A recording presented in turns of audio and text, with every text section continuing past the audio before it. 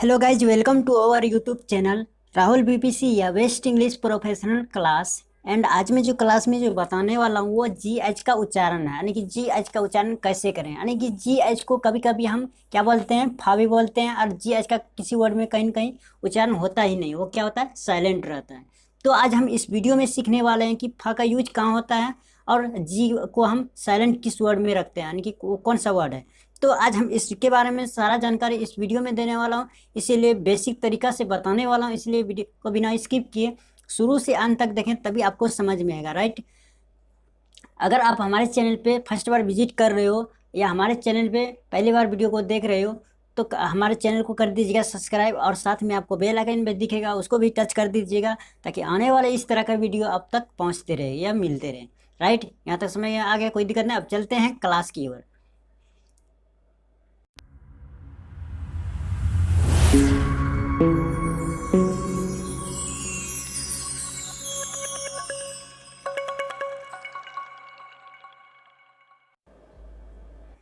चलिए, आज का क्लास क्या है, यानी कि जी एच का उच्चारण कैसे करें, यानी कि जी एच का उच्चारण कैसे करते हैं। जी एच को कभी कभी हम किसी वर्ड में उच्चारण नहीं करते, यानी कि जी एच साइलेंट रहता है, और कई कई वर्ड में हम जी एच का उच्चारण फा का यूज करते हैं, यानी कि जी एच को हम फा का यूज करते हैं। तो आज हम इसके बारे में सारा जानकारी देने वाला, इसीलिए वीडियो को बिना स्किप किए शुरू से अंत तक देखना पड़ेगा, तभी आपको समझ में आएगा। तो चलते हैं, शुरू करते हैं क्लास को। यहाँ पे मैंने कुछ हेडिंग लिखा हुआ है, चाहे तो आप इस चीज़ को पढ़ सकते हो या स्क्रीन शॉट लेकर रख सकते हो आपके फायदे के लिए। यहाँ पे मैंने लिखा है कि आई या ई आई के उपरांत जी एच आई अथवा जी एच के उपरांत टी हो तो जी एच का उच्चारण अक्सर नहीं होता है, राइट। यहाँ तक समझ में कोई दिक्कत नहीं। अब उसी तरह ओ यू या ए यू के उपरांत आने वाले जी एच का उच्चारण कई बार नहीं होता है, जैसे कि यहाँ पे दो, जैसे कि यहाँ पे क्या लिखा है, T H O U G H, क्या है, यानी कि ओ यू के बगल, यानी कि यहाँ पे देखिए ओ यू के उपरांत क्या है आ रहा है, यानी कि जी एच आ रहा है। इसको हम क्या पढ़ेंगे, दो पढ़ेंगे, क्या पढ़ेंगे इसको, दो, इस तरह का दो, दो पढ़ते हैं। उसी तरह यहाँ पे A L T H O U G H, इसको क्या पढ़ेंगे, आल दो, इसको क्या पढ़ेंगे, जैसे कि आधा ल, उसके बाद दो, आल दो पढ़ेंगे, इसको क्या पढ़ेंगे, आल दो। उसी तरह एक और वर्ड है यहाँ पे, देखिए एग्जाम्पल में दिया कि D O U G H, क्या है, इसको हम क्या पढ़ेंगे, दो पढ़ेंगे, डो, इस तरह का डो, दो पढ़ेंगे, राइट। यहाँ तक समझ में आएगा कि इस तरह का इसमें मतलब कि एग्जाम्पल आते हैं। और आगे हम देखते हैं कि फॉर एग्जाम्पल में कुछ ऐसे वर्ड लिए हैं यहाँ पे, ताकि आप लोग को समझ सकते हो कि इस चीज़ को देख के सीख सकते हो कि इसका जो उच्चारण है, यानी कि जी एच का जो उच्चारण है इस वर्ड में नहीं होता है, वो क्या रहता है, साइलेंट रहता है। तो आइए और डिटेल से समझते हैं। यहाँ पे देखिए फॉर एग्जाम्पल मैंने एक यहाँ पे कुछ वर्ड लिए हैं, जैसे कि B O U G H, इसको हम क्या पढ़ेंगे, बाऊ पढ़ेंगे। बाऊ कैसे लिखते हैं, बाऊ, इस तरह का बाऊ, क्या पढ़ेंगे इसको, बाऊ पढ़ेंगे, क्योंकि यहाँ पे मैंने बताया था कि हेडिंग में कि यानी कि शब्द के उपरांत, यानी कि शब्द के बगल में अगर बी ओ यू आपको दिखाई दे, उसके उपरांत अगर जी एच आई यानी कि दिखाई दे, तो उसका जो उच्चारण होगा वो, यानी कि उसका जो उच्चारण है वो नहीं होता है, उसका जो उच्चारण है वो साइलेंट रहता है। जैसे कि यहाँ पे बाऊ, क्या पढ़ेंगे इसको, बी ओ यू, यानी कि ओ यू का जो उच्चारण है वो ओ होता है, B O U G H, bough, क्या पढ़ेंगे इसको, बाऊ पढ़ेंगे। बाऊ, बाऊ मतलब क्या होता है, शाखा या डाली या टहनी, इस तरह का, शाखा या डाली या टहनी, इस तरह का इसमें मीनिंग निकल कर आता है। मैंने यहाँ पे मीनिंग इसीलिए डाल दिया है ताकि आप लोग को आसान लगे समझने में, राइट। उसी तरह नेक्स्ट वर्ड है P L O U G H, जितने भी यहाँ पे वर्ड लिए हैं एग्जाम्पल के तौर पे, तो कहीं ना कहीं यहाँ पे जी एच का उच्चारण नहीं हो रहा है। जैसे कि यहाँ पे P L O U G H, क्या है, प्लाव, प्लाव कैसे लिखते हैं, आधा पौध देंगे, उसके बाद ला,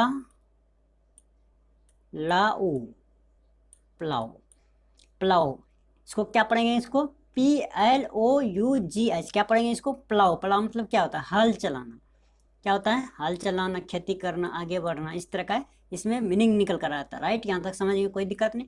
उसी तरह नेक्स्ट वर्ड मेरा क्या है, NOUGHT है। अब बारी है टी के बारे में। अगर हम किसी वर्ड में आपको टी का उच्चारण दिखाई दे, जैसे कि फॉर एग्जांपल यहाँ पे आई या ई आई के उपरांत GHI अथवा GH के उपरांत टी हो तो उसका उच्चारण नहीं होता है। जैसे कि यहाँ पे NOUGHT, यहाँ पे मैंने क्या लिखा है, यानी कि GHT, यानी कि जी के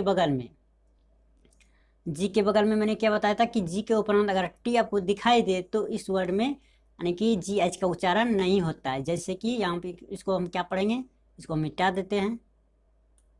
जैसे कि नट, NOUGHT, इसको क्या पढ़ेंगे, नट पढ़ेंगे।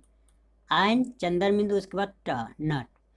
अगर इस चीज़ के बारे में अगर वीडियो चाहिए या इसके बारे में वीडियो बन चुका है, अगर उस वीडियो को देखने के लिए डिस्क्रिप्शन में लिंक मिल जाएगा, नहीं तो आप हमारे चैनल पे जाकर वीडियो पे जाइए, वहाँ पे सर्च कीजिए कि शब्द का उच्चारण कैसे किया जाता है, यानी कि वहाँ पे आपको मिल जाएगा कि वहाँ पे आपको इतना डिटेल्स में मिलेगा कि आइन को चंद्र बिंदु कहाँ से आता है, ओ का कहाँ से आता है, ऊ का कहाँ से आता है, कहीं ना कहीं उस वीडियो में आपको सीखने को मिलेगा। राइट, यहाँ तक समझ गए, कोई दिक्कत नहीं।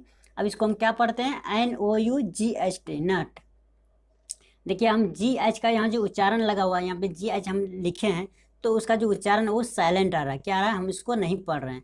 क्या पढ़ेंगे, सीधा टी को हम पढ़ेंगे, यानी कि GH को छोड़ के हम टी को पढ़ रहे हैं, क्योंकि इसका जो उच्चारण है, यानी कि मैंने यहाँ पे उच्चारण ही ऐसा है।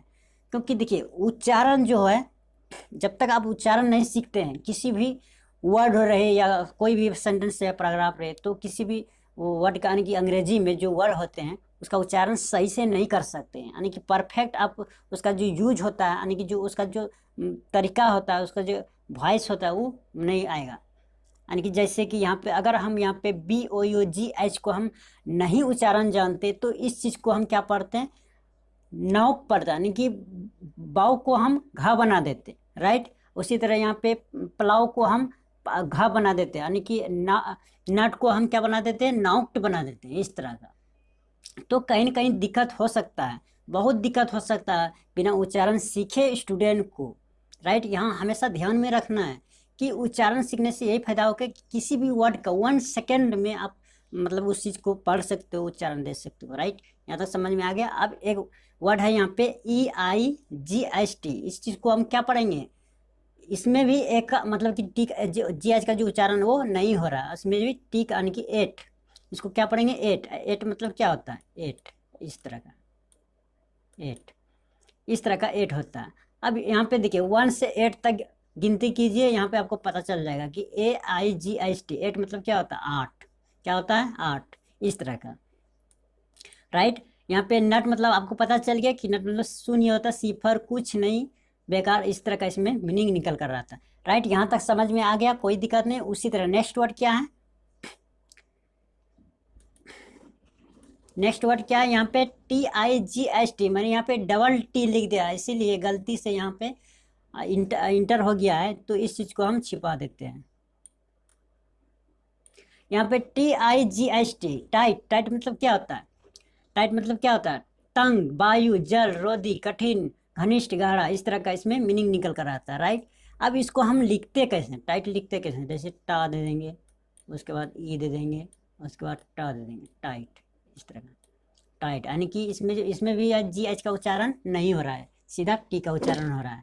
टाइट, TIGHT, टाइट, क्या बोलेंगे इसको, टाइट बोलेंगे, ना कि टाइट यानी कि घा पढ़ देना है, यानी कि GH होता है ना घा, तो उस चीज़ को नहीं पढ़ना है, यानी कि टाइट पढ़ना है इसको। राइट, हमेशा ध्यान में रखना है। तो टाइट मतलब क्या होता है, तंग, वायु, जल, रोधी या कठिन, घनिष्ठ, गाढ़ा, इस तरह का इसमें मीनिंग निकल कर आता है। राइट, यहाँ तक समझ में आ गया, कोई दिक्कत नहीं। अब चलते हैं नेक्स्ट एग्जाम्पल पे। मेरा जो नेक्स्ट एग्जाम्पल है वो है GH का उच्चारण, यानी कि GH को पिछले एग्जाम्पल में मैंने बताया था कि GH का उच्चारण कभी कभी किसी वर्ड में, कुछ वर्ड ऐसे होते हैं जो कि कुछ वर्ड में GH का उच्चारण वो क्या होता है, यानी कि फा के रूप में होता है। राइट, अब चलते हैं उस चीज़ को समझते हैं। चलिए फॉर एग्जाम्पल मैंने यहाँ पे कुछ एग्जाम्पल लेके रखे हैं ताकि आप लोग स्क्रीन पे आपको दिख रहा होगा, स्क्रीन पे दिख रहा होगा कि यहाँ पे जैसे COUGH, कॉप, इसको हम क्या पढ़ेंगे, कॉप। और कॉप कैसे लिखते हैं, जैसे इस तरह का, कॉफ। कॉफ मतलब क्या होता है? खांसी या खांसना। देखिए यहाँ पे कुछ ऐसे वर्ड मैंने बताया था कि पिछले एग्जाम्पल में, हेडिंग में, कि कुछ ऐसे वर्ड होते हैं जो कि जी यानी कि जी एच को हम फा पढ़ते हैं। जैसे कि यहाँ पे एग्जाम्पल में मैंने आपको स्क्रीन पे आपको दिख रहा होगा, जैसे COUGH, कॉफ। कॉफ मतलब क्या होता है? खांसी या खांसना। उसी तरह यहाँ पे नेक्स्ट वर्ड क्या है? इनप। इनप कैसे लिखते हैं? इनप कैसे लिखते हैं? जैसे कि ई दे देंगे और उसके बाद फिर ना दे देंगे, उसके बाद फा दे देंगे। हम यहाँ पे GH को फा का यूज कर रहे हैं। यहाँ पे इनप, इनप मतलब क्या होता है? पर्याप्त, काफ़ी या उचित या बस या यथेष्ट, इस तरह का इसमें मीनिंग निकल कर आता है। उसी तरह नेक्स्ट वर्ड मेरा क्या है? TOUGHT। इसको हम क्या पढ़ेंगे? टप पढ़ेंगे। क्या पढ़ेंगे? टप। टप मतलब क्या? जैसे कि यहाँ पे टप है, टप। टफ मतलब क्या आता है? टफ मतलब क्या? ठोस या कड़ा, कठिन, सख्त, कठोर या रूखा, इस तरह का इसमें मीनिंग निकल कर आता है। राइट, यहाँ तक समझ में आ गया कि टफ मतलब क्या होता है। यहाँ पे मैंने मीनिंग इसलिए डाल दिया ताकि आप लोग को और अच्छा से आसानी से समझने में आसान लगे। चलते हैं नेक्स्ट वर्ड। अब इसको हम क्या पढ़ेंगे? LOUGH, लाभ। क्या पढ़ेंगे इसको? लाभ। लाभ कैसे लिखते हैं? जैसे कि लाभ, इस तरह का, इस तरह का लाभ। लाभ मतलब क्या होता है? लाभ मतलब झील या सरोवर, इस तरह का इसमें मीनिंग निकल कर आता है। राइट, यहाँ तक समझ में आ गया। उसी तरह यहाँ पे नेक्स्ट वर्ड क्या है? राफ। राफ मतलब क्या होता है? रफ। रफ मतलब क्या होता है? ROUGH, नहीं कि रफ। रफ कैसे लिखते हैं? आर से आर आर फ, रफ। ROUGH, rough. रफ मतलब क्या होता है? सस्ता। सस्ता बोल सकते हैं, या खुदरा बोल सकते हैं, या कठोर, या कक्कर, रूखा, अशिष्ट, इस तरह का इसमें मीनिंग निकल कर आता है। राइट, यहाँ तक समझ में आ गया कि आपको पता चल गया कि यानी कि GH को कुछ वर्ड में फाका यूज करते हैं और GH का कुछ वर्ड में GH को हम साइलेंट रखते हैं, यानी कि कुछ वर्ड में साइलेंट रहता है, यानी कि जी का उच्चारण नहीं होता है। आई होप कि ये दोनों जो उच्चारण हो कि आपको समझ में आ गया होगा। मुझे पता है कि आप लोग को अच्छे से समझ में आ गया होगा। अगर अच्छे से समझ में आ गया हो तो हमें कमेंट बॉक्स में डालिए कि आपको कहाँ दिक्कत हुआ है, कहाँ परेशानी हुआ। अगर वीडियो अच्छा लगे तो ज़रूर कमेंट बॉक्स में लिखिए। अब चलते हैं नेक्स्ट टॉपिक पे मिलेंगे। तब तक के लिए thank you, best of luck. जय हिंद, जय भारत।